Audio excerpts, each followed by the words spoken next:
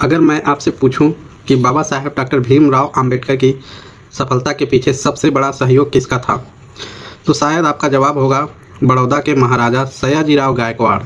लेकिन एक ऐसा नाम भी है जिसके बिना शायद बाबा साहेब की विदेश की पढ़ाई अधूरी रह जाती, और वह नाम है नवल भथेना। आज की कहानी एक ऐसे दोस्त की है जिसने जाति नहीं देखी, धर्म नहीं देखा, सिर्फ अपने दोस्त की सपनों को देखा। कहानी शुरू होती है 1913 से। साल 1913 भीमराव अंबेडकर उच्च शिक्षा के लिए अमेरिका की कोलंबिया यूनिवर्सिटी पहुंचे। नया देश, नई भाषा और नई चुनौतियां।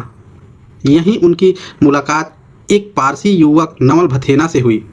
धीरे धीरे दोनों की दोस्ती इतनी गहरी हो गई कि वे एक दूसरे के सबसे भरोसेमंद साथी बन गए। बाबा साहेब ने भारत में बचपन से छुआछूत और अपमान झेला था, लेकिन नवल भथेना ने उन्हें कभी जाति से नहीं आंका। उन्होंने केवल उनकी प्रतिभा और मेहनत को पहचाना। यही दोस्ती आगे चलकर इतिहास बनाने वाली थी। जब पैसों की कमी ने सपनों को रोक दिया, 1917 में बाबा साहेब को छात्रवृत्ति समाप्त होने के कारण भारत लौटना पड़ा। लेकिन उनका सपना अधूरा था। वे लंदन जाकर अपनी पढ़ाई पूरी करना चाहते थे। समस्या सिर्फ एक थी, पैसे नहीं थे। ऐसे कठिन समय में नवल भथेना आगे आए।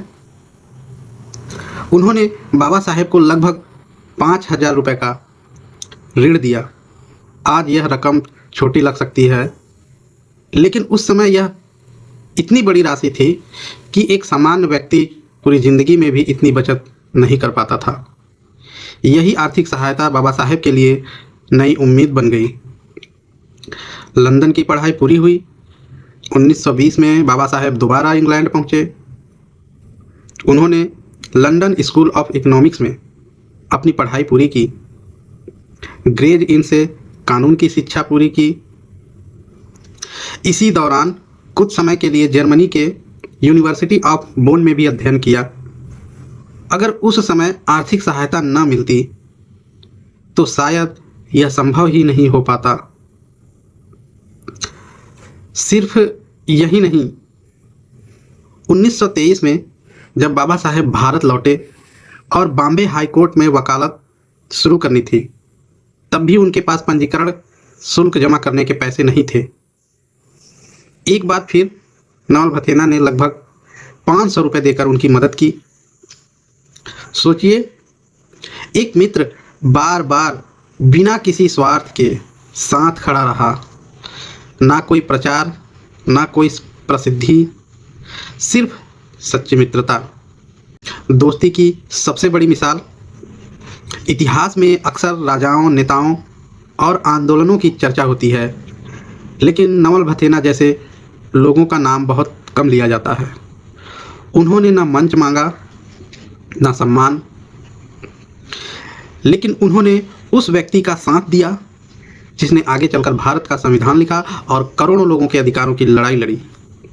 कई इतिहासकार नवल भथेना को बाबा साहेब के सबसे सच्चे मित्र और निस्वार्थ मित्रों में गिनते हैं।